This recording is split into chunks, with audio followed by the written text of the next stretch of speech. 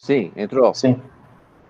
Então, bom, boa tarde, então, mais uma vez, obrigado pela participação nessa série de lives da FGS, né? Essa é a quarta live, a gente vem fazendo uma por semana, abordando os vários aspectos da tubulação de polietileno. Começamos falando do que são tubos de polietileno, as diferenças entre tubos de PE80 a PE100, como se especifica, como que são entregues, barras, bobinas, as aplicações, né? Depois nós falamos sobre subpressão golpe de arite, que é um assunto bastante importante, que muita gente questiona, é um assunto bastante polêmico, né, em termos de tubulação flexível, e tivemos a participação na época, então, do Francisco Veiga, que deu a gente uma explicação sobre o princípio dos transientes. Hoje nós falamos sobre métodos de união, né, e hoje a gente continua falando, então, um outro assunto que é muito recorrente, que o pessoal está sempre pedindo, está sempre querendo saber, que são métodos de reparo e instalação, tá? Nas próximas lives, nós vamos falar sobre métodos não destrutivos, MND, né, fluido direcional, etc., né, e a gente vai avançando cada apresentação com um aspecto das tubulações de polietileno. Muito bem. Métodos de reparo e instalação, esse é um assunto muito polêmico, né? Então, é muito comum, toda vez que você vai falar de tubulação de polietileno, a pergunta recorrente é, mas como é que a gente faz reparo, né? Como é que a gente instala? Dá para reparar? É fácil reparar? Né? E é evidente que polietileno tem as suas peculiaridades, tem as suas características, tem a sua forma de fazer reparo, que é bem diferente de uma tubulação ponte-bolsa, evidentemente, porque são métodos de união, como nós vimos, ou soldáveis ou por juntas resistentes à tração, né? Mas eu lembro de uma história, antes de entrar, só contar essa historinha. Quando nós começamos a falar em tubulação de polietileno para gás no Brasil, isso era nos idos de 83, 1983, século passado, portanto, e na Comgás, né? A Comgás ainda era uma empresa pública, mas era uma empresa que tinha uma equipe técnica do mais alto padrão, ainda tem, mas naquela época, pessoas que estavam no gás, assim, desde criancinha, né? Lá no gasômetro, né? E acostumados a fazer instalação, então, com tubos de aço. E quando eles começaram a trabalhar com tubulação de polietileno, a pergunta recorrente, como é que se faz reparo? Porque é muito importante fazer reparo e tem que ser rápido, tem que ser fácil. Como é que faz reparo? Não, a gente começou a explicar, porque na época nós treinamos centenas de pessoas, de técnicos, né, da Comgás, desde os engenheiros aos gasistas, né, os operadores, os projetistas, enfim, centenas de profissionais da Comgás foram treinados na época, da SEG também depois, e começamos a explicar. Aí um grande engenheiro, na época da Comgás, o Paulo, chegou e disse o seguinte, sabe, gente, nós estamos aqui preocupados como é que faz reparo em tubo de polietileno. Como é que a gente faz reparo em tubo de aço? Aí todo mundo ficou em silêncio, porque o reparo em tubo de aço é muito mais complicado, né? É muito mais complicado. E depois que nós começamos a trabalhar, então, com os tubos de polietileno, depois de um tempo, um ano depois, voltando lá para fazer novos treinamentos, um dos gasistas chegou para mim e falou assim, ô, senhor Danieleto, eu vou dizer uma coisa para o senhor, sabe? Faz 20 anos que eu trabalho na companhia de gás, há 20 anos que eu instalo tubo para gás, em aço. E só agora, se eu vier me mostrar como é que faz polietileno, só agora eu estou com essa moleza, sofri 20 anos instalando tubo de aço e ferro fundido. Bom, isso foi muito emblemático para mim, foi muito interessante, e guardei isso para a minha vida, porque é muito comum, quando a gente está trabalhando com um produto novo, né, a gente ter dúvida de como se instala, dúvida de como faz reparo, e a gente, então, de primeiro, a gente rejeita, né? Como eu não conheço, né? Como eu não conheço, eu rejeito. Eu quero ficar fazendo aquilo que eu já sei fazer. E quando a gente se permite conhecer, se permite usar, experimentar, e de repente percebe que é muito mais fácil, a gente não quer mais voltar a fazer o que a gente fazia antes, né? É típico isso, né? É muito característico. Então, eu só queria contar essa historinha, porque isso marcou muito a minha vida, né? E eu quis compartilhar para vocês, para a gente acabar com essa mística, né? De que como é que faz reparo em tubo de polietileno. Dá para fazer reparo, sim, evidentemente, né? E dá para fazer reparo de forma bastante simples também. Então, com esse preâmbulo, vamos iniciar a apresentação de hoje, tá bom? Bom, nós vimos, então, quais são os métodos de união preferenciais do tubo de polietileno na apresentação passada. Nós temos as juntas mecânicas, né? Que nós temos aqui. Vocês conseguem ver o mouse? A setinha do mouse? Sim, estou conseguindo, sim. Conseguimos ter. Então, tá bom. Então, nós temos aqui, ó, conexão mecânica, de compressão, que nós vimos na apresentação passada. Nós temos a conexão de eletrofusão, a luva de eletrofusão, toda a família de peças de eletrofusão. Tem a solda de topo, né? Tem a junta colarinho e flange, que é uma junta mecânica, né? Que é um misto de junta mecânica com soldável, né? Então, nós temos todo esse conjunto de peças que nós apresentamos para vocês, né? E vamos tratar onde que essas peças, cada uma dessas peças entra na instalação e no reparo, né?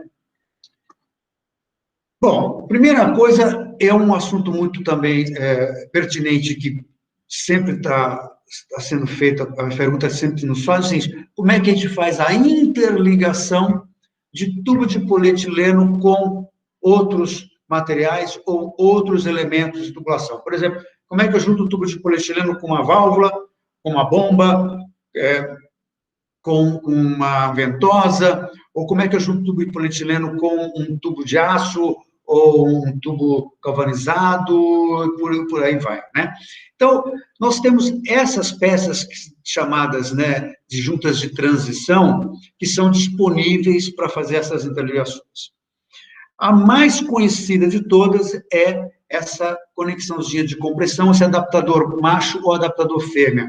É mais conhecido porque a gente usa milhões dessas peças por ano nos ramais prediais de água, né? Que é uma peça, normalmente de polipropileno. De um lado, nós vamos acoplar o tubo de polietileno, fazer uma compressão, né? Uma compressão mecânica, por isso chamado junta de compressão, conexão de compressão, e do outro lado, nós vamos ter uma rosca, macho ou fêmea, onde a gente vai ligar num registro, vai ligar num cavalete, vai ligar, enfim, num tubo galvanizado com rosca, num tubo de PVC com rosca, enfim, qualquer ligação roscada, a gente pode usar uma conexão de compressão de polipropileno, onde nós temos essas peças de 20 milímetros a 110 milímetros, né?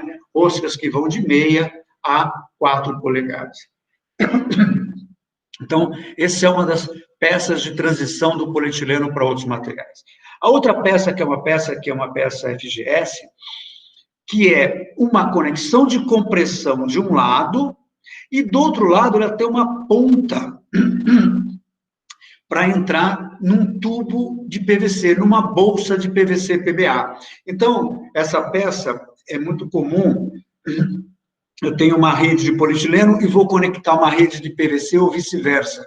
Então, essa peça é uma peça para DN50, DN75 e DN100, que são os diâmetros convencionais de rede de água, normalmente.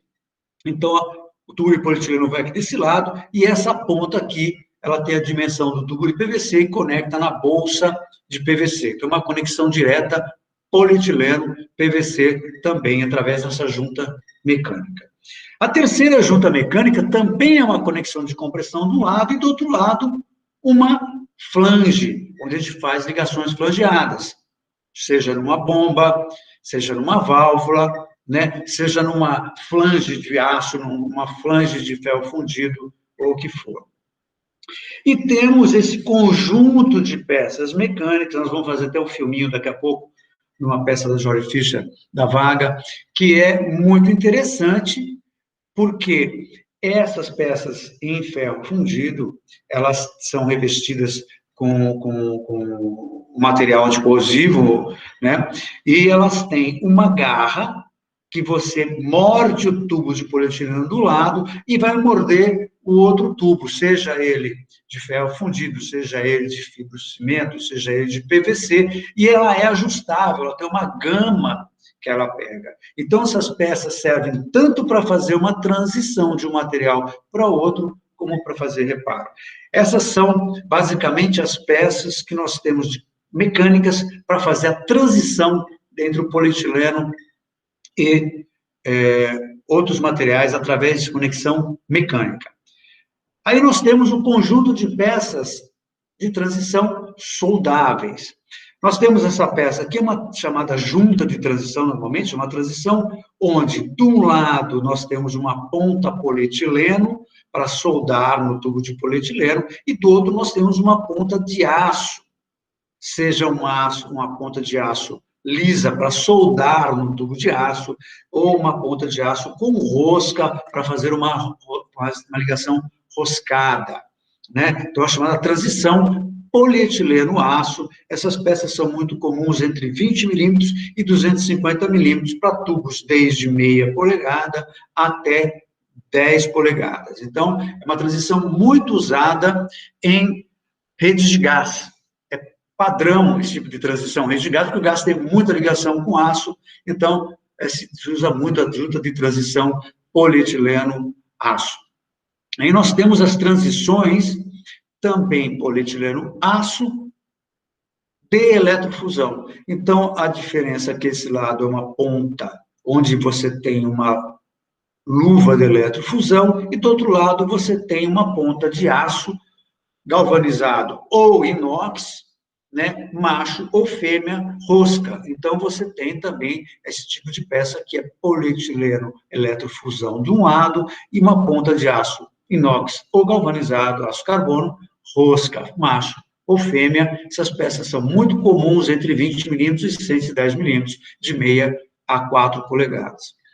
Nós temos as transições também de polietileno latão, né?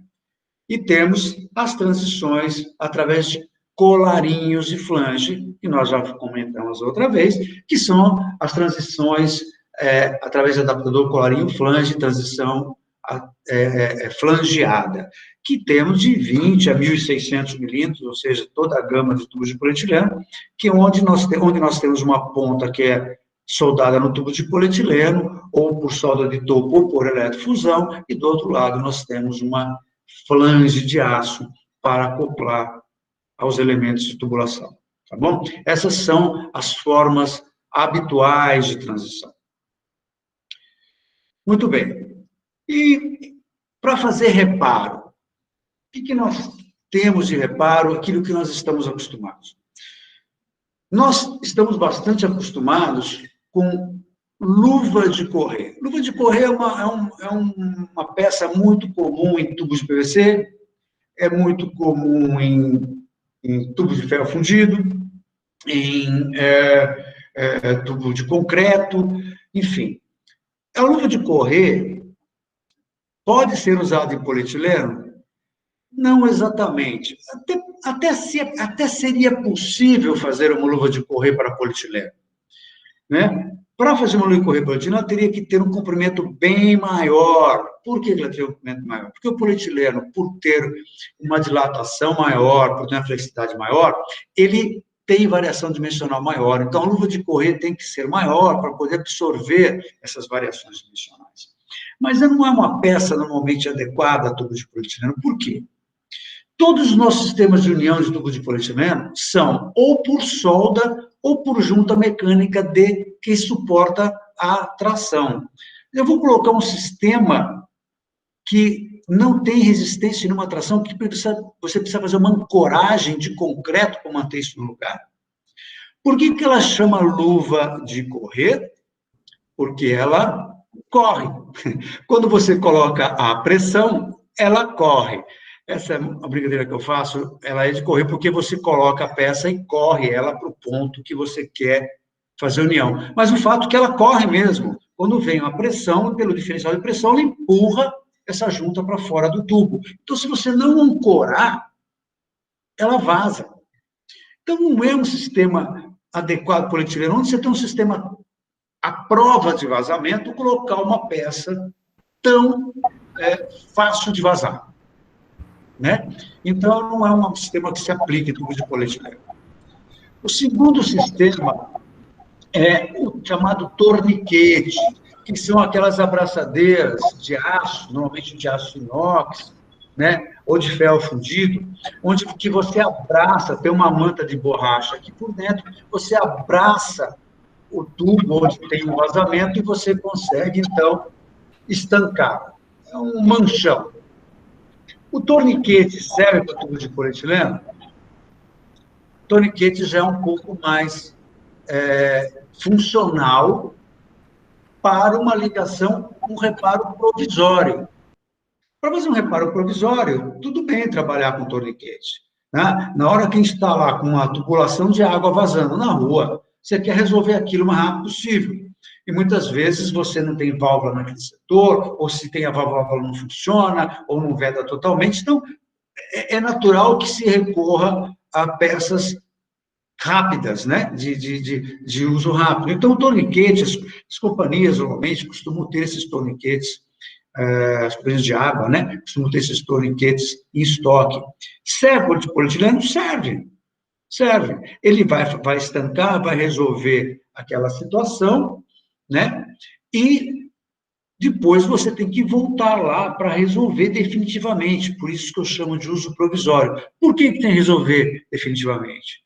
Porque se você deixar, aquela ruptura que ocorreu aqui, com o tempo ela vai se propagar e vai sair fora do torniquete. Então, é um reparo provisório, resolveu, estancou, saiu da emergência, aí você vai programar para fazer um reparo definitivo. Tá? Então, torniquete, existem inclusive torniquetes, abraçadeiras específicas para polietileno. Existem, né? Mas mesmo aquela abraçadeira que não é específica, ela funciona naquele momento da emergência, tá bom? Bom, o que nós temos definitivo? Nós temos a junta mecânica de compressão de polipropileno, né? Que tem até 110 milímetros, existe um ou outro fabricante que chega a 160, mas normalmente até 110 milímetros, e nós temos as juntas mecânicas metálicas, que são específicas para polietileno, né? Então, nós temos aí as peças, essa de polipropileno, que funciona como um reparo definitivo, né? É uma união, né, de reparo, inclusive é muito usado em ramal predial de água, né? E temos aquelas que eu já mostrei, que são as metálicas, que nós normalmente temos disponibilidade até 315. Existem peças desse tipo que chegam a 1.600 milímetros, mas são peças especiais, feitas sob demanda e custam muito caro, realmente. Sim, custam caro, mas se você tem uma adutora de 900, de 1.000, 1.200, justifica você ter uma ou duas peças dessa na prateleira para uma situação emergencial. Mas é tubo de polietileno vaza? Tubo de polietileno rompe? Não, normalmente. Normalmente, se você fez uma boa soldagem e um tubo de qualidade, uma conexão de qualidade, vai estar lá 50, 100 anos, e a perspectiva de hoje já se fala em 200 anos.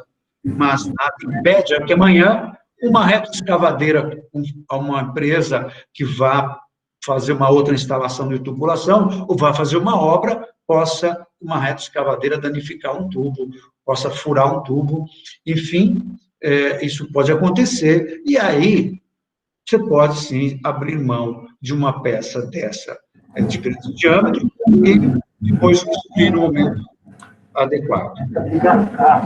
Bom, até aqui, alguma dúvida até aqui? Pois é, por enquanto não temos pergunta. Pessoal, se vocês tiverem, por favor, mandem no chat para a gente as perguntas, tá joia? Por enquanto, tranquilo, Daniel. Então, tá bom. Aí nós temos outras formas de reparo definitivas, né? Principalmente as conexões de eletrofusão, né? As luvas de eletrofusão, que hoje nós temos disponibilidade de luvas até 1.200 milímetros, né? Acho que até 1.600 já tem disponibilidade. Essas luvas de eletrofusão, normalmente, elas têm no centro um batente que serve de como um guia para você colocar o tubo dentro, né, até para que você penetre completamente na conexão. Mas esses batentes, normalmente, são removíveis, ou seja, se pode fazer com que esse batente seja retirado, nesse instante, a peça funciona como uma luva de correr. Então, você vai fazer a peça correr para colocar no ponto que você precisa, vai fazer a solda e a arma fica aí uma união definitiva, né? A peça está soldada. Então, ela tem um funcionamento, uma aplicação muito similar à luva de correr. Agora, se nós tivermos também um furo no tubo, por exemplo, né, a gente pode usar essas abraçadeiras de reparo, né? As abraçadeiras de reparo, elas permitem que você funciona como se fosse um torniquete, né? Você tem um furo na parte de cima do tubo, né? Você pode diminuir a vazão para o ponto de que não saia mais água para fora do tubo, né? E você consegue, então, mesmo com uma água passando, uma lâmina de água passando dentro do tubo, desde que não saia por aquele dano, né? Desde que não saia para aquele dano, você consegue fazer, então, a solda de eletrofusão de cela, né? E for fazendo, então, esse reparo definitivo. Essas são peças de reparo definitivo. A eletrofusão é excelente para reparo e para expansões de tubulação, né? Fazer interligações, tie-ins, etc., né? Por causa dessa característica de funcionar como uma luva de correr, né? E solda de topo é bom para reparo? Na solda de topo é muito difícil fazer reparo com solda de topo. Por quê? Normalmente, no reparo, o tubo está enterrado ou está fixo em algum lugar. E a solda de topo exige que pelo menos um dos lados se movimente. Como isso geralmente não é possível, a gente não consegue, raramente, usar solda de topo para fazer reparo, tá? Então, a gente aí vai, com certeza, trabalhar com conexões de eletrofusão. Muito bem. Como que é o procedimento de um reparo? Normalmente, nós temos aqui, acontece uma ruptura, por alguma razão, né, na tubulação. Normalmente, o que nós vamos fazer? Nós vamos, ou nesse ponto, raspar, preparar e colocar uma abraçadeira. Esse tipo de ruptura é muito fácil de resolver com aquela abraçadeira de reparo, né? Com essa abraçadeira de reparo, né? Ou, se o reparo é muito grande, o que nós vamos ter que fazer? Cortar fora aquele trecho danificado, colocar um novo trecho no local e fazer a união, ou por luvas de eletrofusão, ou por uniões de compressão. A união de compressão, nós estamos limitados a 20, 160, 20, 110 milímetros, tá? Ou vamos fazer com aquelas peças de reparo mecânicas, né, que vão até 315 normalmente, né? Ou vamos fazer através de um carretel de colarinho com flange. Muito bem, isso tudo é possível se a linha não tiver carga, ou seja, se a linha estiver vazia, sem pressão, não é? Mas e se a linha tiver pressão, como é que a gente vai fazer este reparo, né? Bom, muitas vezes, embora a gente tenha válvulas nas linhas, então, muitas vezes essas válvulas, por falta de manutenção mesmo, elas não vedam adequadamente, e tudo mais. Quando a gente tem um fiozinho de água passando, eu já falei, a gente pode até usar uma abraçadeira de reparo, né? Ou usar uma peça mecânica. Aí, quando a gente trabalha com peças mecânicas, mesmo que haja água vazando, a gente consegue fazer esse reparo. Tá certo? Já o reparo por eletrofusão não pode ser feito se não tiver a linha totalmente seca. Ok? E o que acontece se eu trabalho, eu não tenho esse recurso de deixar a linha totalmente seca? Tá? Uma alternativa é a gente trabalhar com estranguladores de vazão. Né? Estranguladores de vazão ou esmagadores, né? Essas peças são ferramentas que são na verdade, parecem umas guilhotinas. Só que essas peças, elas têm, as normas definem o dimensional dessas peças. Por exemplo, os roletes de compressão têm que ter um diâmetro mínimo, eles não podem ser um rolete muito fino, porque senão você não esmaga o tubo só, você provoca ali uma fissura. Né? Então, se você usa um estrangulador de vazão inadequado, né, você provoca uma fissura. Então, nós temos hoje estranguladores de vazão que vão para 20, 32 milímetros, até 63 milímetros, até 110, até 180, até 250. Como é que são esses estranguladores?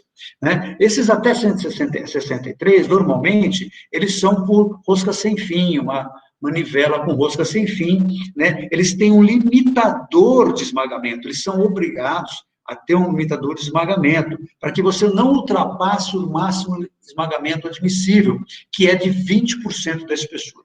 Então, se eu tenho um tubo de 10 milímetros de espessura, né? Quando eu comprimo os dois tubos aqui, eu vou ter 20 milímetros. Então, esse esmagador aqui, ele é limitado para que eu não comprima mais do que 20% de 20 milímetros. Então, 20 milímetros, 20%, nós temos 4 milímetros, esse esmagamento vai ser no máximo 16 milímetros, ou seja, vai ter um espaço de 16 milímetros no mínimo. Se a gente ultrapassa esse esmagamento, a gente pode provocar uma microfissura que vai levar a um vazamento depois. Outra coisa é que esse esmagamento tem que ser lento, para não provocar essa microfissura. Bom, vamos lá. Esse tipo de equipamento é muito utilizado em linhas de gás. Muito. Porque em linhas de gás, você tem gás pressurizado de um lado, gás pressurizado do outro, você não pode deixar aquela linha vazia. Teoricamente, não pode entrar oxigênio na linha de gás. Então, normalmente você tem uma ruptura, ou você vai fazer um trabalho de expansão, uma derivação, você esmaga de um lado, esmaga do outro, e vai trabalhar nesse meio aqui. Muito bem. O que acontece com esses estranguladores? Primeiro, tem que ser uma ferramenta adequada. Como o brasileiro é muito inventivo, já começaram, então, a dizer, olha, peraí, para que eu vou comprar isso daí? Eu faço em casa mesmo, pego um alicate de pressão e faço isso no esmagador, né? Ou faço um dispositivozinho desse lá no quintal mesmo e tal. Começaram a usar esse tipo de coisa em rede de água. Em rede de gás, o pessoal não faz isso. Porque rede de gás, se fizer, morre quando explode, então ninguém mexe. Mas a água, todo mundo acha que só molha, né? Então, o pessoal se arrisca a fazer essas coisas. Então, o cara faz em casa um estranguladorzinho desse, e aí ele vai lá, esmaga, faz um conserto, solta, tampa a vala, quando ele, daqui uma semana, está tudo vazando no lugar que ele esmagou. Bom, então não pode fazer em casa. Se for, pode fazer em casa, pode. É isso que você faz de acordo com o que a norma mande você fazer, respeitando as limitações de estrangulamento, respeitando os diâmetros mínimos de esmagamento, respeitando o aperto que tem que ser lento, não pode ser brusco, tudo isso, né? Nem é uma ferramenta muito sofisticada, é razoavelmente simples fazer, desde que você faça adequadamente. Muito bem. O que acontece com os estranguladores?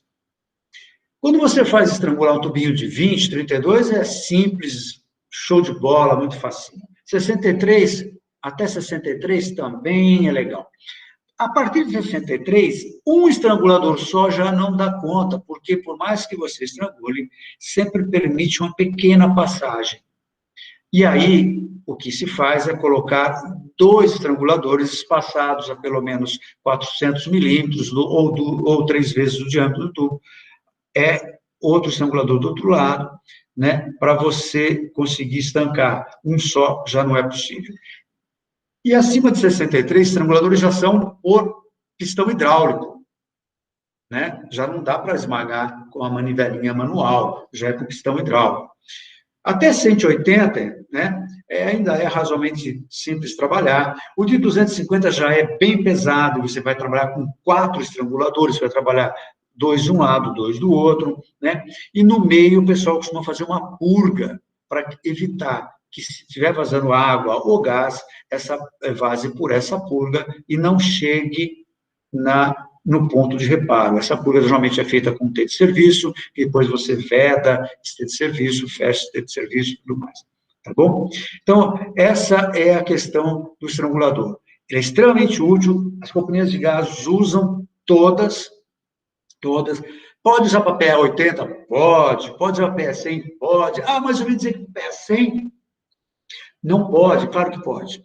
Lançaram esse argumento aí, uma época, aí, há uns anos, que PE100 é muito rígido, que não dá para usar, então melhor não usar, não é verdade?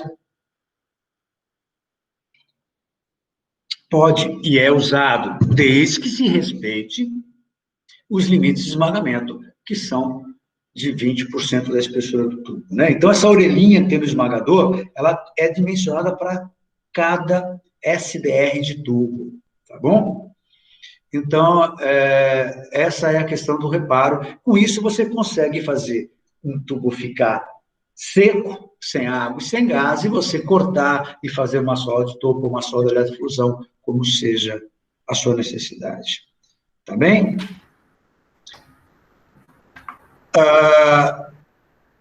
Zé, a gente tem uma perguntinha aqui da Rafaela Cieito. Tá. Quais inspeções não destrutivas são indicadas para tubulações enterradas de PAD? Inspeção não destrutiva. Tá.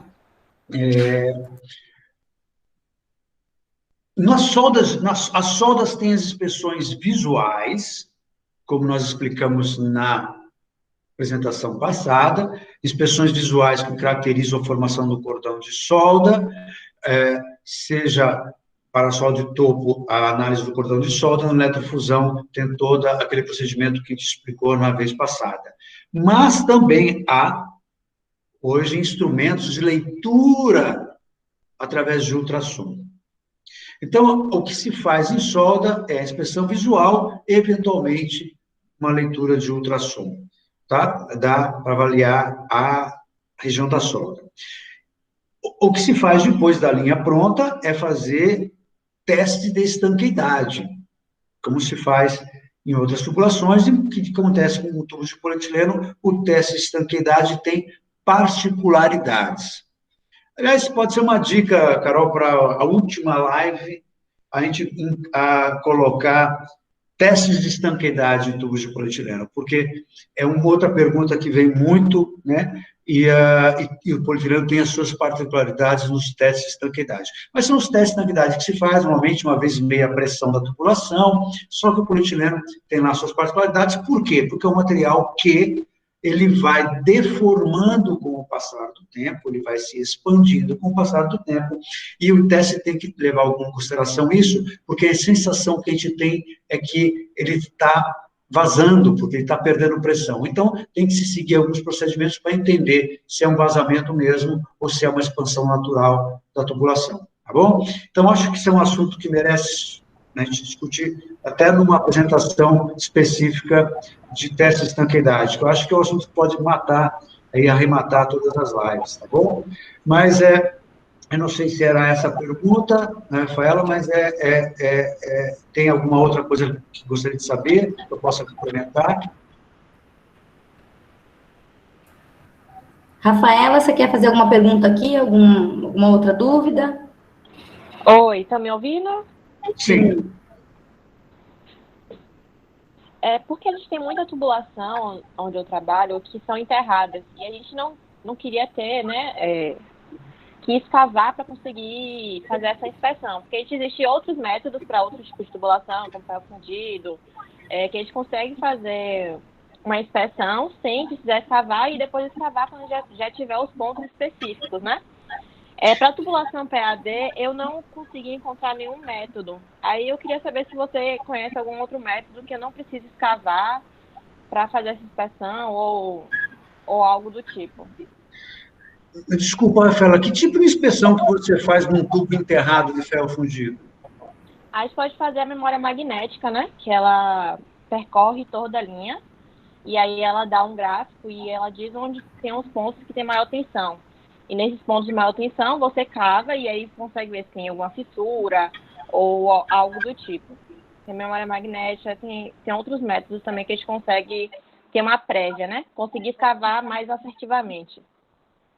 Não, o que você faz em tubulação de polietileno é o teste de estanqueidade, mesmo tubo enterrado, você faz o teste de estanqueidade e você consegue avaliar se há alguma fuga, né?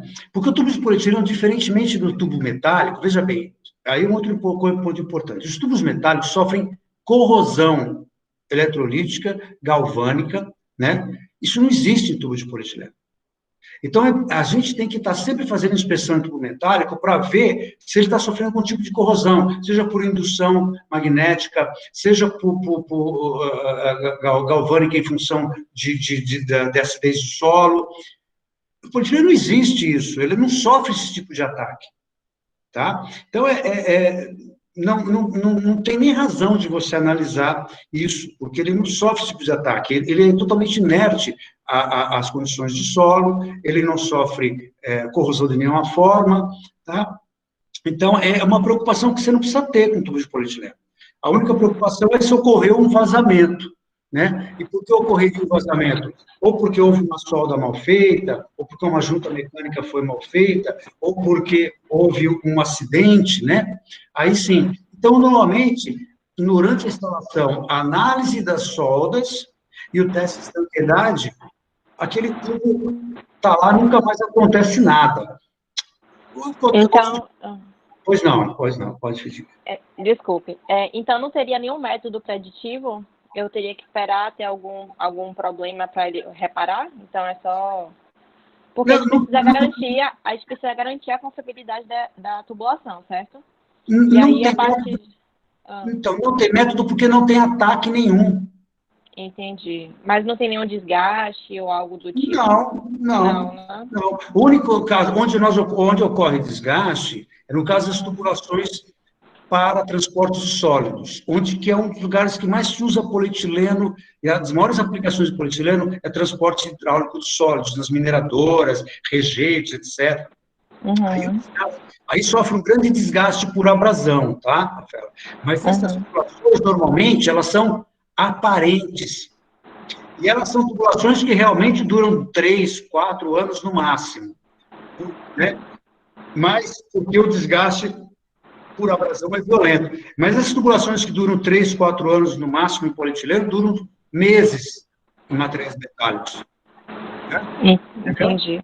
Entendeu? Então é isso. Então o polietileno ele não vai ter um ataque porque o solo é ácido ou porque sofre abrasão ou porque sofre incrustação. Ele não vai sofrer esse tipo de ataque. O que é importante é, se você comprou uma tubulação correta, que foi feito todos os testes na hora de comprar e tal, tá lá. Agora, claro, de repente comprou um tubo e comprou de forma, alguém te enganou, vendeu um tubo que é feito de sucata. Sucata tem tudo, até polietileno. Aí, de repente, infelizmente, tudo vai romper. Mas aí você vem romper tudo pelado, vai. Tá bom? Tá bom, muito obrigada. De nada. Bom, o que mais que eu ia falar? Desgaste, ataque. Bom, depois eu lembro aí. Bom, eu não sei se eu sei que eu esqueci o que eu ia falar, mas enfim, eu vou fazer o seguinte, vou mostrar um filminho dessas juntas mecânicas aí, que eu apresentei para vocês, que é essa especificamente uma junta da Georg Fischer, tá bom? Quem não pode dormir, tá? Só porque é filminho, tá bom? Vamos lá. Aumenta a tela, Zé, um pouquinho do filme.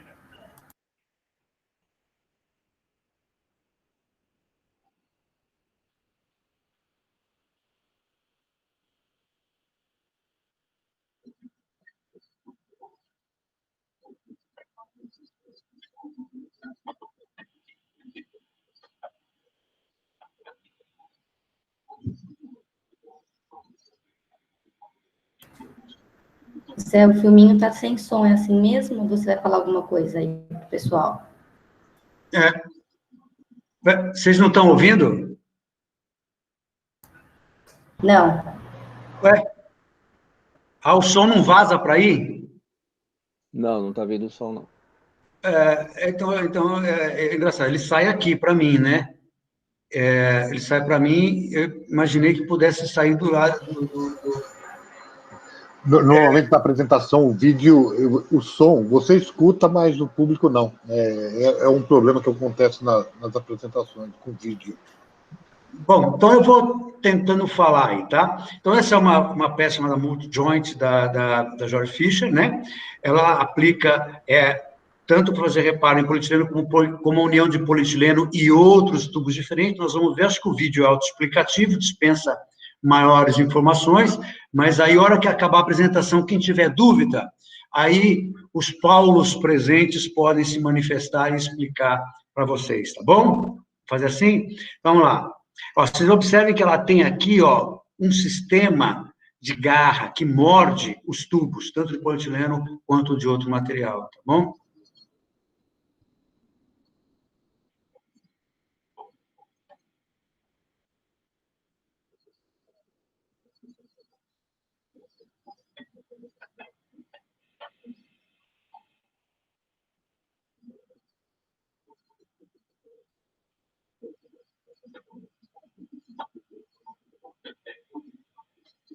Admite-se uma deflexão angular de até 8 graus.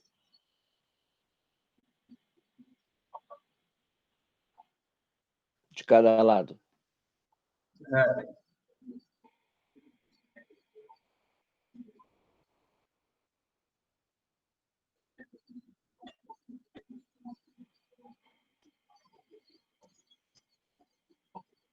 São sistema de aço inoxidável.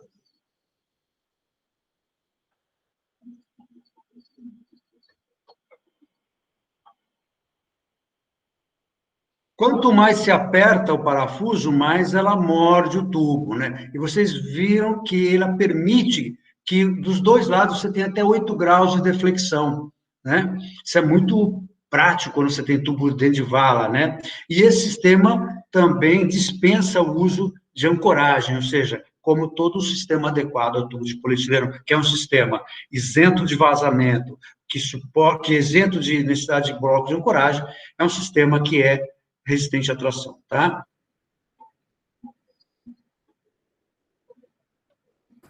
Danielito, o pessoal está perguntando qual a pressão e o custo dessa luva com travamento. E acabar de falar agora. Fala aí, Paulo, quanto que é? Qual é a pressão máxima? A pressão máxima vai a 20, 30 quilos, vai dependendo do diâmetro. Tá. Enquanto a tubulação, você pegar uma tubulação P16, né? É 16 quilos de pressão, ela suporta quase o dobro de pressão de um tubo. Tá. Acho que perguntar de preço, né? Preço é o seguinte, não compre agora, espere mais um pouco a oferta final. Veja o resto do filme.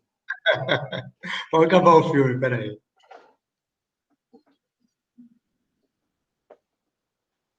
Livre de manutenção, tá?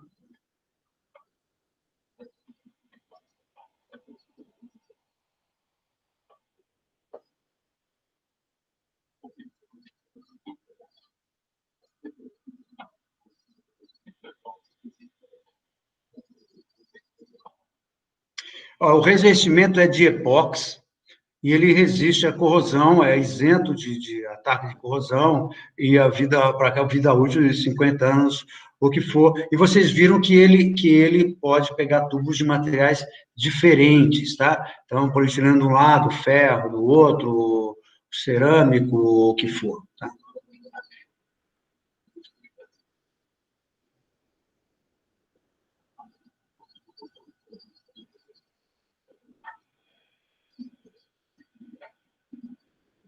Ó, vocês percebem que ele tem uma flexibilidade para pegar tubos de diferentes diâmetros, ele tem um range que ele pega. Então, ele não é para pegar um tubo de 160, mas ele tem um range que, por exemplo, eu não sei de cabeça, mas 140, 240, por exemplo, ele pega um range que ele consegue, então, por isso, pegar tubos de diferentes dimensão, tá? Zé, tem uma perguntinha aqui, se o tubo de 1.200 também consegue a deflexão de 8 graus. Essas juntas são para tubos até 315, os Paulos Forquito e Solim pode falar melhor sobre o produto. Esses produtos são especificamente para conexões celulinas até 315, né? Mas eles podem explicar para vocês aí, por favor. É um pouquinho mais, Danielito, vai até 630, essa linha da Georg Fischer, né? Até 630 milímetros. E cada peça dessa pega 3 DE do polietileno. Então, se eu pegar uma peça dessa para DE 90, ele pega de 75, 90 e 110. E tudo que tiver intermediário nesse range aí. Ou seja, tubo de PVC, tubo de fibrocimento, ferro fundido. PVC, PVC. e normas diferentes, né? Normas diferentes ele pega sem problema nenhum. Na STM, na norma DIN, né? Isso não é problema com esse equipamento aí. Agora, sobre tubos, então, maiores de 630. Existem peças no mercado que conseguem pegar tubos até 1.200 e até mais.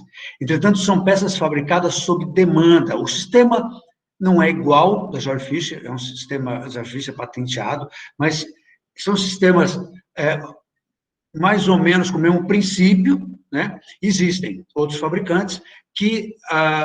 mas são peças fabricadas sob demanda, porque aí depende do SDR. Da Georg Fischer independe do SDR, mas essas peças especiais, normalmente elas são específicas para determinados SDRs, né? Então, existe. Como eu disse, são peças muito caras, mas se justifica. Se você tem uma adutora de 1.200, justifica você ter uma, duas peças em estoque, embora sejam caras, né? E pode-se até usar essa peça e amanhã você vai substituir por uma junta de eletrofusão e volta a guardar a peça para outra necessidade, tá? Então, essas peças existem sob demanda. Eu não sei te dizer, cada fabricante, qual a deflexão admitida ou não, tá bom? Vamos dar mais um pouquinho no filme aqui. Zé, tem mais uma pergunta. Para o PVC, não há problema devido à espessura de parede? Boa pergunta. Se precisa colocar algum enrijecedor interno, algum stiffener, para um tubo PVC muito fino, por favor, respondam. Sim, quando você especifica que vai utilizar para um tubo de PVC, já é oferecido, né, um adaptador interno, que é para manter o diâmetro interno do tubo de PVC garantido, o diâmetro, ele não tem problema de contração. Zé, para essas garras que entram no tubo, né, para cada tipo de material existe uma garra específica, o que vai trabalhar no polietileno, o que vai trabalhar no fibrocerâmico, o que vai trabalhar em inox, né, o aço carbono, né? Então tem que ser designado antes para poder que essas garras que vão se moldar, se vão agarrar, evitando ancoramento, né, nos tubos, elas são diferentes para materiais diferentes. Tá bom? Tá? Podemos continuar? Podemos continuar. Depois eu faço uma pergunta da Rafaela, que ela conversou com você. Tá. Mas no finalzinho a gente pergunta. Tá.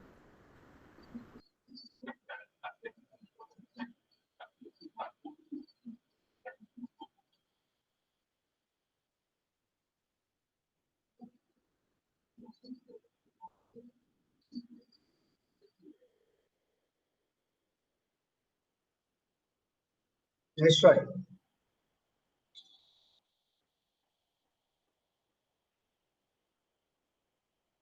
É isso aí. Bom, esse tipo de peça é muito útil para fazer reparo de polietileno e fazer transição de materiais, tá bom? Rafaela, quer perguntar?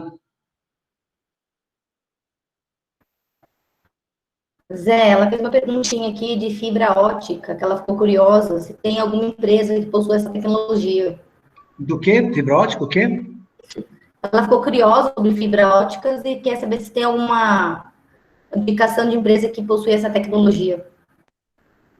De fibra ótica, você está falando de análise de solda por ultrassom ou tubulação de fibra ótica? Rafaela, tá por aí? Pode nos ajudar? Oi. Não, é porque um dos integrantes no chat comentou sobre o uso de fibra ótica. Eu queria saber desse integrante um pouco mais, não é sobre o que ele está falando, não. Muito obrigada. Hoje, as tubulações de fibra ótica são todas em polietileno. Normalmente são tubos de 40 milímetros de diâmetro, 40 milímetros, ou 32, normalmente 40 milímetros, e que são carretéis de 2.000 metros. E se utiliza muito o tubo de polietileno como conduíte dos cabos de fibra ótica. Por que o polietileno como conduíte? Porque quando ele instala um tubo de 2 quilômetros, 10 quilômetros, normalmente numa estrada, né, de fibra ótica, o lançamento da fibra ótica se faz por ar comprimido. Na ponta da fibra ótica, ele coloca como se fosse um guarda-chuvinha, ele coloca ar comprimido, e esse ar comprimido faz que esse guarda-chuvinha vai puxando o cabo de fibra ótica do outro lado. Então, esse tubo tem que suportar 10 bar de pressão, né, durante esse lançamento do cabo. Então, é muito usado, o tubo de polietileno é muito usado como conduíte de tubos de fibra ótica, tá? Bom. Zé, tem mais uma pergunta. Sim. Ricardo Colela. No caso do estrangulamento de tubos em PAD, existe alguma recomendação pós-operação quanto ao ponto de estrangulamento? O ponto onde foi estrangulado pode ser utilizado ou deve ser evitado? Tá. Boa pergunta, Goela. Bom, é o seguinte, onde a gente faz o estrangulamento, a gente não pode fazer outro estrangulamento. Então, quando a gente faz o estrangulamento aqui, o tubo volta, quando a gente tira o estrangulador e começa a passar pressão, o tubo volta praticamente a ficar redondo. Fica com uma marquinha do estrangulamento, mas ele volta quase que 100%.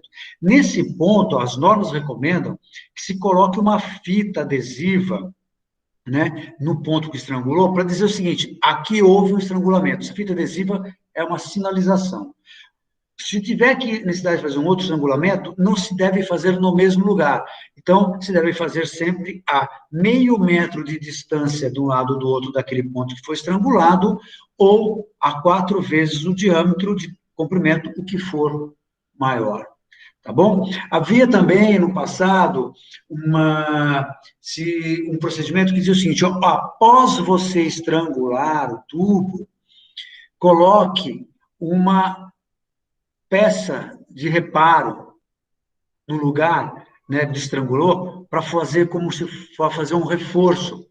Isso hoje em dia não se verificou que não é mais necessário. Só é realmente uma fita sinalizadora para que não se repita o esmagamento no mesmo lugar, tá bom? Se não tiver mais nenhuma pergunta sobre isso, vamos falar sobre instalação. Não temos mais por enquanto. Então, vamos lá. Então, instalação, a gente tem os seguintes métodos de instalação. Isso não é uma propaganda, tá? Os seguintes métodos de instalação. Nós temos a instalação convencional com vala aberta, né? Onde a gente pode fazer a solda toda fora da vala, aí colocando o tubo dentro da vala. Por conta de sua flexibilidade, o tubo pode ser soldado fora da vala, depois ele vai sendo colocado dentro da vala, o que é uma grande facilidade, porque você é muito mais ergonômico, né? Você não precisa ficar dentro da vala sofrendo o risco de um desmoronamento da vala ou condições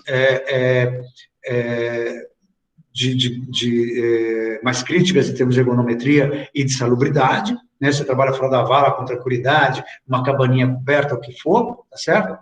E você pode trabalhar com bobinas de 100 metros, às vezes maior, né, para os tubos até 110, né, ou barras de 12 e 18 metros. Então, a instalação convencional é que a gente trabalha, é o que vocês conhecem, que é muito comum com outros materiais também. A vantagem do polietileno é que a gente pode trabalhar fazendo soldagens fora da vala, não precisa trabalhar dentro da vala, e com isso a gente consegue ter maior velocidade de instalação, com mais condições melhores ao trabalhador, né, e consegue fazer valas bem mais estreitas. Bom, vamos falar sobre isso já já. A norma NBR 15950 brasileira e a norma da Sabesp NTS 190 trata dessas características de instalação. Outra forma de instalação que se tornou muito popular no polietileno e que ajudou muito o polietileno a se popularizar e a ser utilizado cada vez mais, são os métodos de instalação não destrutivos, conhecidos como MND, que nós temos o furo direcional, pipe burst, lip line, que nós vamos falar na live da semana que vem. Semana que vem, né, Carol? Isso, semana que vem, junto com o nosso amigo Sérgio Palato. Isso, quem vai falar sobre esse assunto é o bambambam do bambambam dos bambambãs de métodos não destrutivos, que é o Sérgio Palácio, que foi presidente da ABRATS, Associação Brasileira de Instaladores de Métodos Não Destrutivos, né? Tá? Hoje é o Hélio Rosas, que é o presidente, o Sérgio é um dos sócios fundadores da ABRAT, né? O Sérgio vai estar nos ajudando aí na próxima live, e ele sabe bastante sobre o tema, tá bom? Então, hoje nós vamos discorrer sobre o método convencional, tá bom? Tá certo? Então, vamos lá. Escolha do método de instalação. Primeiro, se definir se é método não destrutivo ou convencional, isso nós vamos falar mais na próxima live, mas depende de vários fatores. Nem sempre o método não destrutivo pode ser aplicado, embora principalmente nos centros urbanos, é muito desejável. Hoje, por exemplo, nos grandes centros urbanos como São Paulo, se você solicitar uma licença de obra para fazer uma tubulação por vala aberta, dificilmente você vai conseguir a licença da prefeitura. A prefeitura vai exigir que você faça por método não destrutivo, porque para causar menos impacto no ambiente, né? O comércio daquela rua, o tráfego daquela rua, enfim, né? Então, dificilmente você consegue uma obra em São Paulo que não seja por método não destrutivo. E quando fala de método não destrutivo, o polietileno é a solução mais adequada de longe, né? Mas, às vezes, o método não destrutivo não é viável. Não é viável porque não tem espaço suficiente para equipamentos de entrar lá dentro, ou não é viável porque tem rocha, ou seja, o que for. São situações que, às vezes, o método destrutivo não é viável. O Sérgio vai falar muito sobre isso, porque a gente se engana muitas vezes, vai fazer um projeto, de cara a gente fala, já faz o projeto falando que esse método destrutivo não fez nenhuma sondagem para verificar se ele é viável. Que às vezes não é viável, se você tem rocha e certas condições de solo que tornam inviáveis o método não destrutivo, né? Mas, quando a gente trabalha em campo, o mais normal é trabalhar com vala aberta mesmo, né? Então, a primeira coisa é a escolha do método é da condição local de cada situação, tá certo? Os principais fatores a serem considerados são caminhamento da tubulação, se vai substituir linha velha ou vai ser um caminhamento novo, o desnível projetado da tubulação, se é possível ou não ser atendido, o espaço para a entrada do equipamento de instalação, caminhões bomba, guinchos, os equipamentos de movimentação de carga, espaço para abertura da vala de entrada e saída da tubulação, ângulo e curvatura de entrada da tubulação, tipo de solo, interferência, etc, etc. Então, todo esse estudo tem que ser preliminar, né, ao projeto, né? Porque, às vezes, a gente define no projeto uma forma de instalação que não é a mais adequada, tá bom? Muito bem. Pelo método tradicional, então nós temos aqui, olha, vocês podem ver o grandão aqui, tá vendo? A vala, geralmente, para a tubulação polietileno é super estreita, vocês estão vendo? Não precisa fazer aquela vala enorme, porque toda a tubulação está aqui, ó, fora da vala, soldada fora da vala, e depois ela é colocada dentro da vala, por conta da flexibilidade dela, isso é viável. O que acontece quando a gente trabalha com uma tubulação mais estreita, uma vala mais estreita? Bom, primeiro, grande parte do custo da obra é abrir o buraco, fechar o buraco e o pavimento.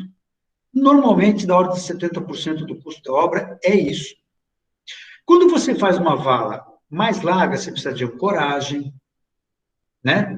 Você tem muito mais tempo de escavação, muito mais material a ser escavado, mais substituição de material, maior lentidão de obra. Então, via de regra, quando você trabalha com polietileno usando as características e as propriedades que o polietileno nos confere, a gente consegue fazer valas estreitas e dar uma obra muito mais veloz e muito mais econômica, né? A gente tem inúmeros exemplos que a gente pode dar sobre isso, inúmeros exemplos, que em polietileno a obra foi feita numa velocidade inconcebível para outro material. Por exemplo, aquela lá na obra do Rio Grande, aqui em São Paulo, da Sabesp, a transposição no Rio Grande, que eram 10 quilômetros de tubulação, 2 tubulações de 10 quilômetros, de 20 quilômetros de extensão, que uma obra de transposição na época da seca, aquele desespero que houve, acho que em 2014, né, gente, que faltou água, aquele desespero total, que a Sabesp saiu desesperada, tentando passar água de uma represa para outra, do fim do reservatório para outro. Essa obra foi feita em exatos 4 meses. 10 quilômetros de tubo de 1.200, passando em condições extremamente adversas, em cima de rio, flutuando em rio, e o escambau, 4 meses. Em qualquer outro material, era obra de 1 ano a 1 ano e meio. Qualquer outro material. O Rubens Monteiro, que está nos assistindo, participou dessa obra aí, sabe muito bem o que foi essa obra. Né? Impossível fazer uma obra dessa magnitude, sem envergadura, com outro material que não seja polietileno. Né? Então, essas são as virtudes. Quando a gente usa as características desse material asfixia, a gente acaba tendo grandes vantagens de custo e de velocidade da obra.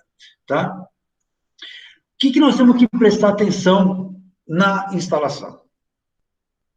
Primeiro, quando a gente faz uma tubulação, enterra uma tubulação, é muito importante que em tubos flexíveis o solo de aterro e a compactação é fundamental para a resistência do tubo às cargas de terra, às cargas de tráfego, etc. Tá bom? Como eu já falei na vez anterior, quando a gente trabalha com tubos SDR-17 ou menores, ou seja, SDR-17, 13, 11, 9, 7, ou seja, tubo PN10, PN12,5, PN16, esses tubos têm uma resistência absurda, né? Você colocar ele sem compactação, você colocar ele debaixo d'água, você colocar ele com argila, do que for, 6 metros de profundidade, 10 metros de profundidade, o que for, esses tubos aguentam muito bem.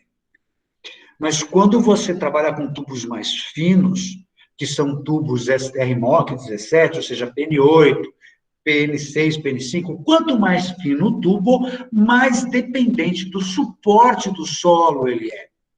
Então, aí, é importante que se faça um aterro adequado, fazendo um berço, né? Fazendo um suporte, uma zona de suporte, né? Colocando compactação em camadas de 20, 30 centímetros, em cima do tubo, deixar uma área livre, sem compactação, depois compactar de novo. Isso é muito importante para tubulações flexíveis, finas. Isso serve para aço também, tá, gente? Porque tubo de aço, para conceito mecânico, ele é um tubo flexível, tá bom? Então, isso é importante para tubos finos de aço também, tá bom? Então, é muito importante. Em compensação, esses tubos flexíveis absorvem muito mais recalques de terreno, tá? Quando aquele terremoto que teve em Kobe, que agora eu lembrei, sempre confundo Kobe com Kyoto, no Japão, só sobrou tubulação de polietileno em pé. Toda a tubulação de outros materiais foram todas para o espaço. Porque o polietileno absorve esses recalques. Tá certo? Então, mas é importante isso, né? Se é um tubo muito fino, a gente tem que verificar as condições. Oi, Zé Roberto. Oi, Zé Roberto. É o Maurício, tudo bem? Fala, Maurício. O Paceto diz que o polietileno também rompeu lá no Japão.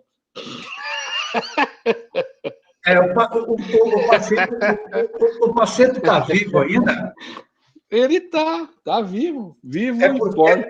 É porque na época dele o polietileno era diferente, né?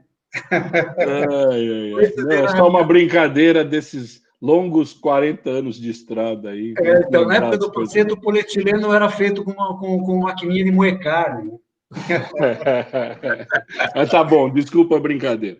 Não, mas a brincadeira é muito boa, Maurício, porque eu tive num congresso em Kyoto, você sabe disso, como presidente da nossa associação. Many years ago. E não faz muito tempo, não, acho que faz uns 4, 5 anos. E nesse congresso em Kyoto, o presidente da Associação Japonesa de Plástico fez esse depoimento para nós sobre o que aconteceu em Kobe. Então, o japonês está mentindo, então, mais que eu.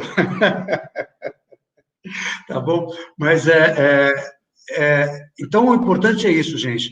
Quando a gente trabalha com tubos SR17 e mais espessos, esse tipo de preocupação é muito menor, tá certo? Mas, nos tubos mais finos, aí é importante ter uma avaliação, né, do tipo de solo, do tipo de compactação. Se você faz uma boa compactação, você pode colocar um tubo de SR42, que ele suporta muita coisa, porque o solo é mais responsável pelo tubo, pela resistência do tubo, né, pelo suporte do tubo em si, do que propriamente o tubo, tá bom? Mas esses tubos mais espessos, eles são autoportantes, podemos dizer assim, tá? O que é importante é que eles sejam livres, o solo seja livre de objetos cortantes, pedras cortantes, tudo que possa prego, tudo que possa furar, cortar o tubo é importante. O polietileno tem uma resistência absurda a risco, a danos, mas ele, a impacto, pode jogar de cima do caminhão, pode passar com o caminhão em cima, tudo bem, pode esmagar, mas ele tem baixa resistência a furos, tá certo? Tem baixa resistência a furos. Então, é importante que esse solo não tenha nenhum material perfurante, tá? Eu vou contar, como vocês sabem, eu adoro contar historinha, e falta pouco para acabar, então eu vou contar a historinha. Eu tive uma oportunidade uma vez, de fazer 6 linhas para a Petrobras, eram linhas de água salgada, se não me engano, 6 linhas da Petrobras de tubos de 140 milímetros, tubos de pressão PN16, tá, gente? Eram 6 linhas paralelas, não me lembro que projeto era esse.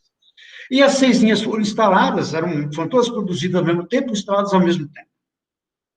E, passado um ano, a Petrobras veio nos procurar dizendo que uma das linhas estava sempre rompendo. Mas que situação estranha. Era o mesmo lote de fabricação, foram todas fabricadas ao mesmo tempo, instaladas ao mesmo tempo. Por que será que uma está rompendo? Aí fomos mandar investigar. Essa linha passava sobre uma região rochosa, e instalaram o tubo, quebraram a pedra e colocaram o tubo em cima e enterraram. Então, o tubo trabalha com a pressão, da mais 16 bar, trabalha com a pressão, ele ia, então, rasgando na pedra. Tá? Então, isso para mostrar como é importante, se você tem uma região de pedra, você colocar um berço de areia, para que isso não fique em contato direto com pedra. Então, isso é um ponto importante que tem que observar em tubulação enterrada. Tá? A norma NBR 15950, ou NTS 190, dá esses parâmetros de altura de instalação, tudo que pode ser instalado, tá bom? Mas eu posso assegurar para você o seguinte, um tubo SR17 suporta 20 metros de aterro, certo? E um tubo SR33, que é um tubo fino, se bem compactado, suporta tranquilamente 6 metros também, só que aí um tubo 33, SR33, depende bastante, então, já das condições de compactação e do solo, enquanto que o SR17 tem menos, sofre menos essa influência do solo, tá bom? Zé, tem uma perguntinha aqui do Luciano. Qual a largura mínima da vala? Diâmetro? Maior? A menor que você puder, Luciano. A menor que você puder. Quanto menor a largura da vala, maior é o suporte do solo, inclusive. Você pode ver isso pelo gráfico Puxa, me deu um branco agora. Quando você faz o cálculo de aterro, tem um gráfico que determina o suporte do solo, a altura em relação à largura de vala. Quanto menor a largura de vala, mais suporte o solo tem. Então, a largura pode ser aquela menor possível que o tubo caiba, tá? Normalmente, a gente coloca um diâmetro a mais, então, se o tubo é de 110, a gente coloca 220, o menor que você puder. O que muitas vezes acontece é que a largura da escavadeira, da caçamba de escavação, às vezes você tem padrões, né, 30 centímetros, você não acha menores, enfim. Isso é a limitação, tá bom? Bom, peraí que eu agora vocês me peraí.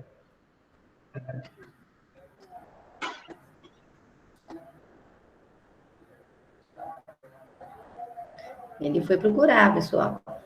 É que me deu uns brancos, às vezes, sim, pelo diagrama de Marston. O diagrama de Marston... Expander? Que ele determina, então, a relação entre a altura do aterro e a largura da vala. O diagrama de Marston, ele dá essa relação. Quanto mais estreito, maior o suporte do solo. Tá bom? Podemos continuar? Podemos. Então, tá. Outra condição interessante de se observar é que o tubo de polietileno consegue, muitas vezes, fazer a curva em obra, desde que o raio mínimo de curvatura seja respeitado. Então, se você tem um tubo de SDR menor ou igual a 17, um raio de curvatura de normalmente 30D, 25D já dá. Quer dizer, 25 vezes o diâmetro já é suficiente, ou 30 vezes o diâmetro que a gente recomenda. Então, você tem um tubo de 110 milímetros. Você consegue fazer uma curva com um raio de 3,30 metros, sem precisar usar uma peça. Tá certo? Quanto mais fino o tubo, maior tem que ser esse raio. Agora, para uma instalação permanente, ou seja, para colocar ele dentro da vala, ou para colocar no furo dirigido aqui, fazer entrar dentro da vala do furo direcional, né? Ou para fazer bobina, você pode usar raios menores, né? 15 vezes o diâmetro, em caso de bobina, até 10 vezes o diâmetro, tá bom? Então, você tem um raio provisório e o raio definitivo. Agora, se você precisa usar uma curva de raio menor, você tem que abrir mão, lançar mão de uma peça, seja uma curva de retrofusão, uma curva de sol de topo, uma curva conformada, enfim, as várias formas de curva que a gente pode oferecer para fazer isso. Mas, muitas vezes, em campo, você consegue evitar. Se você trabalha na cidade, não. Você tem que curvar uma esquina, você não tem muito espaço. Mas no campo, muitas vezes, você tem um espaço para fazer uma curvatura mais suave e evitar o uso de peças, tá bom?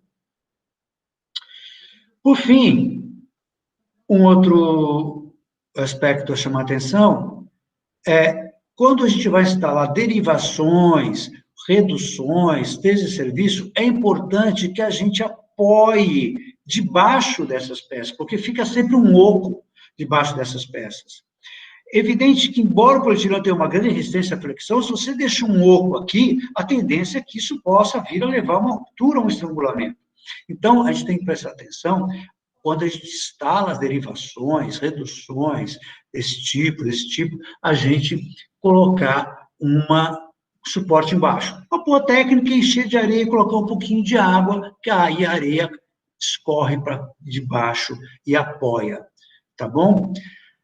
Não é necessário usar blocos de ancoragem, a não ser que você está com uma tubulação contínua, você vai encontrar um tubo de PVC ponto de bolsa, aí você tem que ancorar, porque senão vai sair da bolsa do PVC, né? Ou de ferro fundido, né? Ou você vai colocar aflora o tubo, vai entrar, o tubo de polietileno vai entrar, continuar com o tubo de aço que vai sair fora na superfície, aí convém ancorar o tubo de aço, né, para não transmitir esforço para o polietileno, tá? Esse tipo de coisa é só nesses momentos que a gente vai ter que lançar mão de um bloco de ancoragem, tá bom? E, claro, se nós vamos colocar o tubo debaixo da água, ele vai flutuar. Nós temos muitas condições que a gente vai passar por dentro de um lago, por dentro de um rio, no mar. Se a gente não colocar blocos de ancoragem, esse tubo flutua, ele é mais leve que a água, né? Então, mesmo ele cheio de água, um tubo ele fica na superfície da água, né? Porque ele não chega a afundar. Então, a gente precisa colocar blocos de ancoragem para mantê-lo no fundo, tá? Se a gente vai instalar sobre uma vala que tem água, se tiver uma altura de aterro acima de acima de 1,5 m, não é necessário, porque acima de 1,5 m o solo segura. Mas se tiver 50 centímetros de profundidade, tem água aflorante, que tem lugar do litoral, por exemplo, que você coloca o dedo assim, sai uma água parecendo poço de petróleo, né? Tem um lençol com pressão positiva, né? Aí, você precisa realmente colocar um bloquinho de ancoragem para não deixar, senão o que acontece, eu já vi isso acontecer, o cara instalou tubo no litoral a 30 centímetros de profundidade, tá lá bonito, depois de 5 anos o tubo estava em cima da areia, estava lá bonitão, não tinha rompido, mas estava em cima da areia, né? O Rubão já viu isso, o Monteiro já viu isso lá no litoral acontecer, né, Rubão?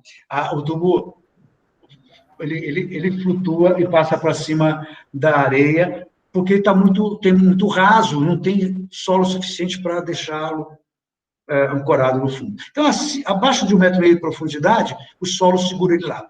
Mas acima de 1,5 m, se tiver lençol freático aflorante, convém colocar os bloquinhos de ancoragem, de concreto. Zé, Luciano está perguntando aqui, mesmo em curvas de 90 graus por eletrofusão, não há necessidade de bloco de ancoragem? Não tem necessidade nenhuma de bloco de ancoragem. Tá? Porque ele tem uma resistência à tração maior que o próprio tubo. Se a gente pega e faz uns testes de tração numa conexão ou numa solda, não arrebenta na solda, arrebenta fora, arrebenta no tubo, normalmente. A resistência de tração é maior que o próprio tubo, então não há necessidade de blocos de ancoragem. Tá? Só nessas condições que eu informei. Né? O tubo de polietileno vai encontrar uma bolsa de ferro fundido, uma bolsa de PVC, ou vai encontrar um tubo de aço, e aí pode sofrer deflexões fortes. Aí tudo bem, aí convém você ancorar para evitar que essa flexão possa comprometer a junta mecânica entre o tubo de aço, o tubo de polietileno, o tubo de ferro, o tubo de polietileno, porque pode comprometer essa junta mecânica. Tá bom? Pode quebrar uma ligação colarinho e flange por uma deflexão do aço, por exemplo. Tá bom? Vamos lá. Outra situação que é comum é que na área urbana é muito comum, né? A gente nem sabe o que tem no nosso subsolo. Então, vai cavando lá, encontra tubo de água, de gás, de eletricidade, de fibra óptica, um monte de tubo lá no meio, um tubo de polietileno. O espaçamento entre essas tubulações deveria ser de pelo menos 300 milímetros, ou 30 centímetros, ideal meio metro de espaçamento. Se por acaso você não consegue manter um espaçamento de tubulação outra, a norma recomenda você colocar um anteparo físico, por exemplo, uma manta de borracha, ou alguma coisa para evitar o contato de um tubo com outro. Por quê? O que eu já vi acontecer, um tubo de água encostado no tubo de gás, aí foi feito um furo no tubo de água. Esse tubo de água, a pressão da água, um furo, imagina a velocidade de saída dessa água. O que essa água fez saindo a alta velocidade? Ela chegou a cortar o tubo de polietileno. Tá certo? Então, a norma diz, olha, se o espaçamento for menor que 30 centímetros, procura colocar um anteparo separando uma tubulação da outra. Tá? Outro ponto fundamental, quem faz a instalação tem que ser qualificado e equipamento qualificado. O soldador tem que ter carteirinha de soldador, o equipamento tem que ser qualificado. Soldador, carteirinha onde? Tem no Senai, na BPE, na associação, tira a carteirinha. É uma coisa que dirige carro. Você precisa tirar a carteira de habilitação. Você não vai entregar um equipamento caro na mão do sujeito, como eu já vi. Cheguei em obra e cheguei lá, o cara estava com um tubo, uma luva de eletrofusão e olhando o celular. Eu falei, tudo bom, tudo bem e tal, o que foi? O que aconteceu? Não, eu estou vendo aqui no Google como é que solda. Aí vai dar problema. Aí vai dar ruim. Porque se o cara não tiver qualificação, por mais simples que seja a solda de eletrofusão, por mais simples que seja a solda de eletrofusão, qualquer um solda de eletrofusão, com 2 horas de treinamento, se o cara não tiver habilidade, não vai funcionar, né? Por mais simples que seja fazer solda de topo, com 1 semana de treinamento, ele vira campeão em soldar solda de topo, que é muito mais fácil soldar polietileno do que soldar aço, por exemplo, que exige, o aço, sim, exige habilidade, destreza, experiência. Precisa fazer, por conta disso, precisa fazer testes de raio-x, raio-gama e tal. Líquido penetrante e tudo mais. Né? Polietileno não precisa nada disso, porque é realmente bastante simples. Mas precisa ter gente qualificada, com equipamento qualificado. Se o cara fez uma máquina de solda lá no quintal e foi lá tentar fazer uma solda, a chance de dar problema é muito grande. Tá bom? Por isso que a norma tem hoje norma de qualificação de soldador. E hoje já diz, o soldador é qualificado para tubo até 315. Ô Forquito, se eu falar uma bobagem, me corrige, porque vocês estão muito mais cuidando dessas normas hoje em dia que eu, né? Mas e eu já não guardo as coisas na cabeça, não, sabe? Sou velho e bebo, então é um problema sério. Então, mas, enfim, hoje, se não me engano, você tem soldador qualificado até 315 milímetros, né? Aí o soldador qualificado até 800 milímetros, o soldador qualificado acima de 800 milímetros. Por quê? Perfeito. É isso, Paulo? Pô, então ainda tenho mais uns meses de sobrevida ainda. Precisamos beber mais, então, para começar a esquecer. Vamos começar a beber mais, Paulo. Então, é isso. Então, por quê? O cara que solda um tubo de 315, embora a técnica seja a mesma para soldar um tubo de 800, ele precisa ter outra habilidade, porque é um tubo maior, é um pouco mais complexo, tudo fica mais complexo, né? Dirigir um Fusca é uma coisa, dirigir um tremião é outra, né? É o mesmo jeito, você tem um volante, você tem um câmbio, um acelerador, um freio e embreagem, só que é bem diferente de dirigir uma coisa e dirigir outra. Então, é a mesma coisa, tá bom? Fazer o S-Built, fazer o teste de estanqueidade, que podemos fazer uma live só sobre isso, que é um assunto bastante interessante, que dá muita discussão, que dá muita dúvida também, né? Inclusive, tem até uma equipe, se não me engano, na Sabesp, que vem estudando mais esse assunto de técnica, de teste de estanqueidade em tubo de polietileno e tudo mais, né? É muito interessante, realmente, discutir esse tema, porque tem muitas particularidades no tubo de polietileno que não são tão... que não são da mesma forma nos tubos rígidos, né? Muito bem. E, para concluir, todas as normas de polietileno estão aqui. É norma para o tubo, tem da Sabesp, tem da BPE, tem da ISO, tem da EN, tem norma de conexão soldável, conexão mecânica, diretriz de projeto, de procedimento de instalação, de procedimento de reparo, de solda de tubo, de solda de fusão, de qualificação de soldador, de teste de estanqueidade, enfim, nós temos um arcabouço completo de normas hoje, que estão em evolução contínua. Nossas normas brasileiras hoje estão absolutamente par e passo com as normas internacionais. A gente está fazendo uma revisão contínua dessas normas, né? Então, está sempre, o que tem a norma brasileira está nos seus mesmos requisitos das normas internacionais, tá? O que o Marcos Braskem me pediu para divulgar que a BNT está revisando a norma de conexões, tá?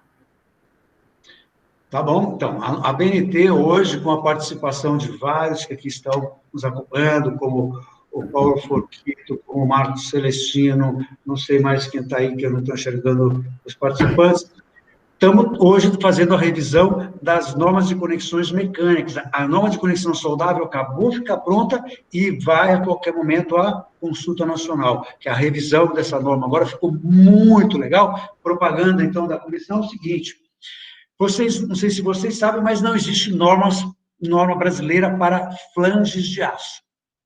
Não existe norma brasileira para flanges de aço.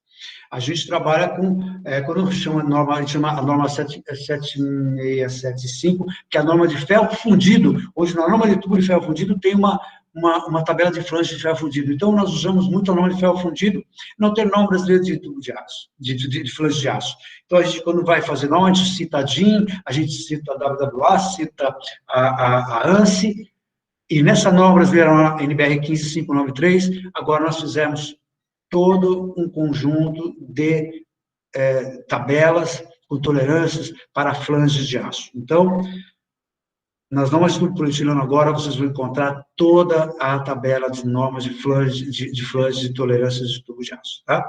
Então, o polietileno, mais uma vez, inovando e levando conhecimento e educação ao mercado, tá certo? Propaganda à parte da comissão. Nós estamos agora também, já há uns 3/4 já da revisão da NBR 15803, que é de conexões mecânicas.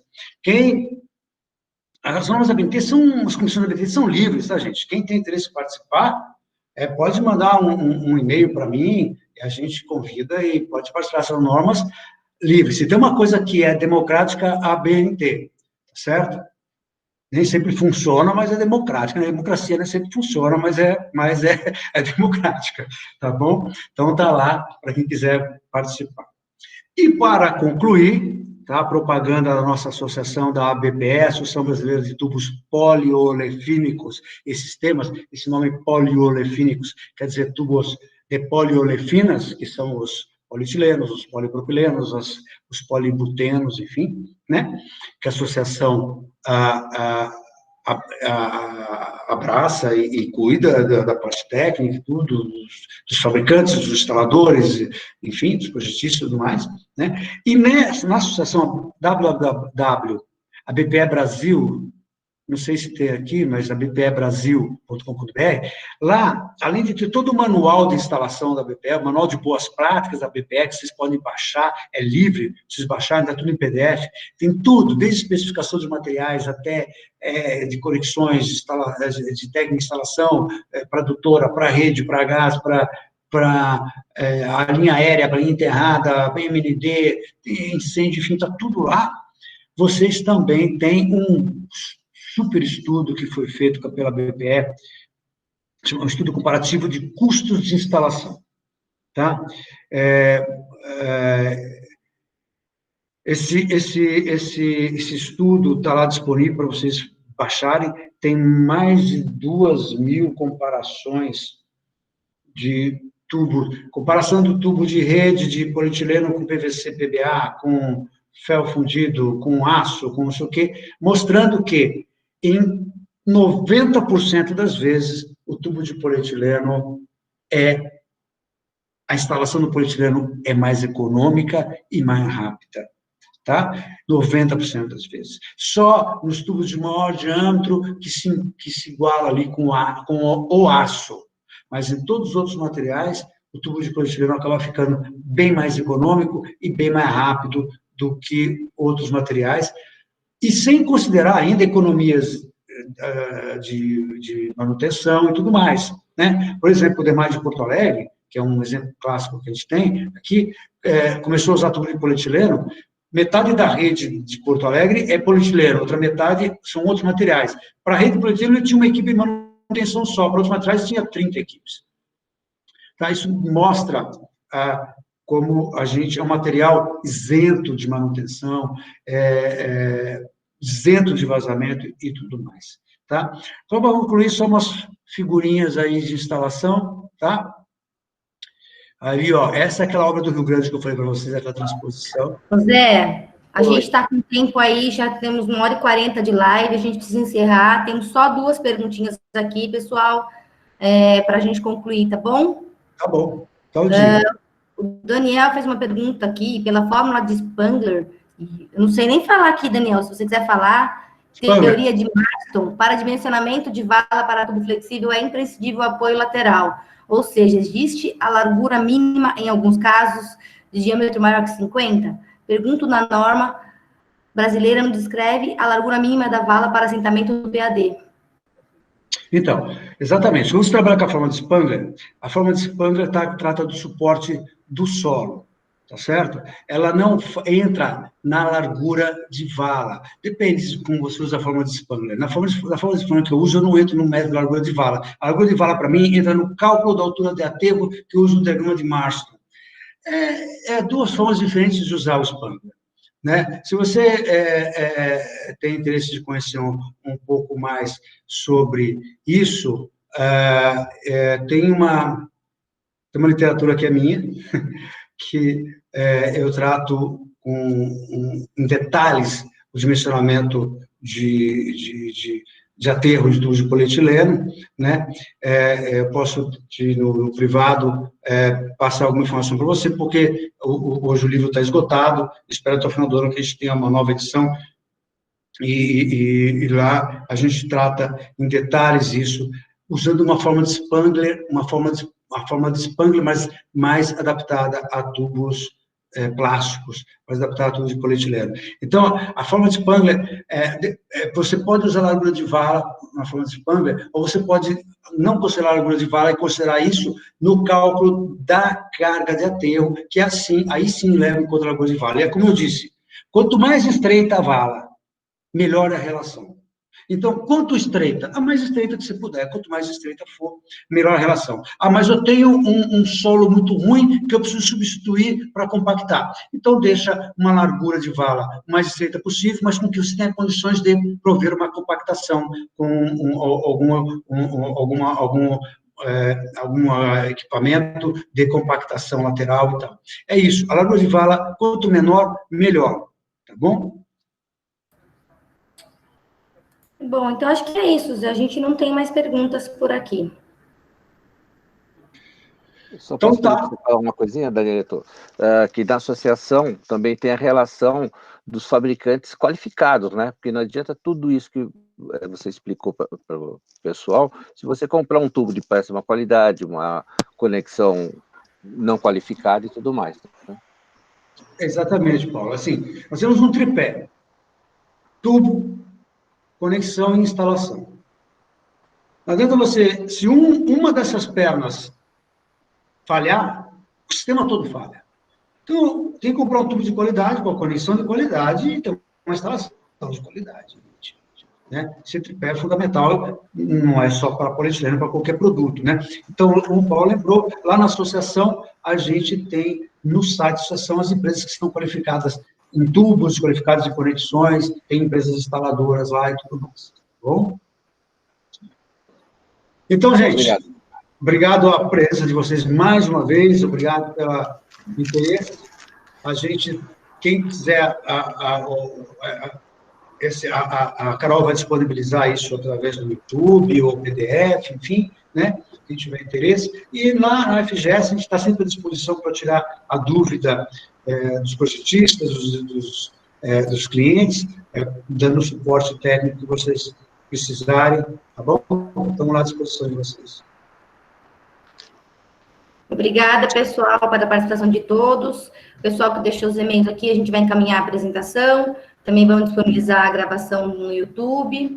E esperamos vocês na próxima semana.